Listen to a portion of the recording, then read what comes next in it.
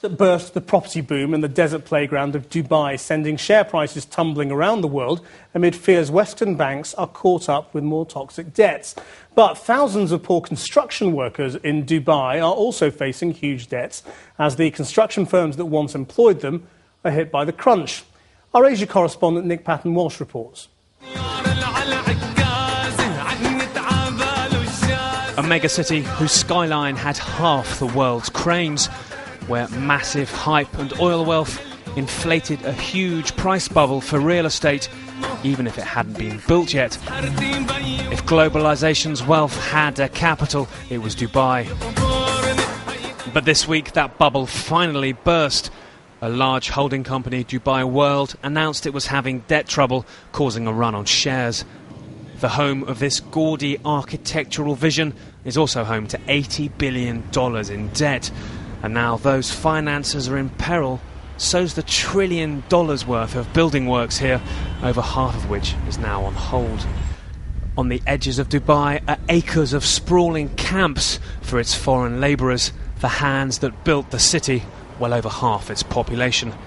They risked everything to come here, to earn big, toiling in the heat. But now this unfinished dream in the dust is vanishing, so are their futures.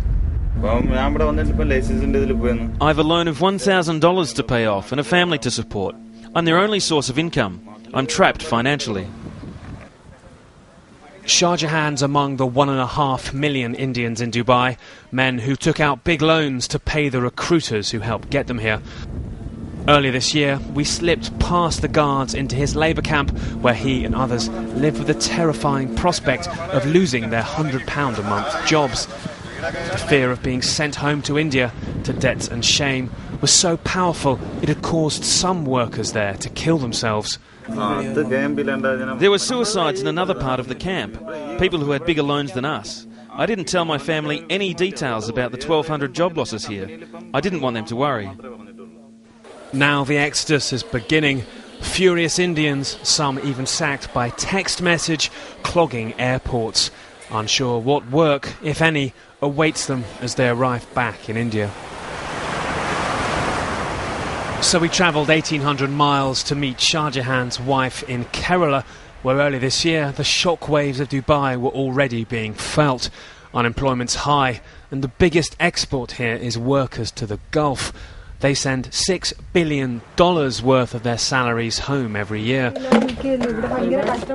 But for women like Nazila, Shah Jahan's wife, the money's not coming home anymore, the men are instead. She's not seen Shah Jahan for years, but his wire transfers meant they could get by, pay for medicine and food for their son.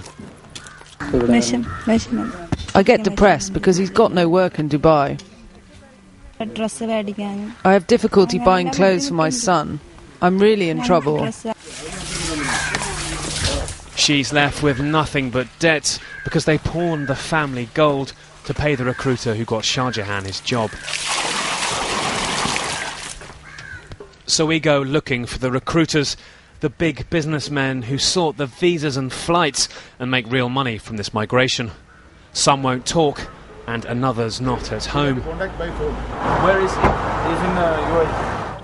On the phone, we ask him, though, about the men he recruited who are now back in Kerala. I appreciate you don't have any financial responsibility to them, but don't you have a social or a moral responsibility to help them? You've made lots of money. No, he says, it was their choice, and there'll be more work to come. Kerala's quiet villages were transformed by Dubai and its money. They had their own building boom here, these flash new villas springing up. But the men came back with empty pockets and big debts. Williams are made worse because he built this villa on credit, thinking the Dubai miracle would go on for years. If there's still a recession and I can't go to Dubai, then I'll look for another country, Saudi Arabia, Qatar or anywhere like that. How else can I get out of this problem? It might look like paradise, but that's little comfort when you're poor.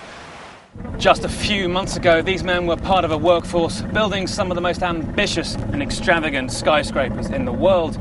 But that dream, both in Dubai and for them, is now over. And here, back home, the only real way they can earn money is through what they've been doing for centuries: fishing. But after all that, they barely catch enough to feed themselves. The dream of globalisation, of toil in Dubai and treasure sent home, is for now over. And when a bubble bursts in the desert, life here is sent crashing backwards to a past they'd laboured to escape. Nick Payton-Walsh, Channel 4 News, Kerala.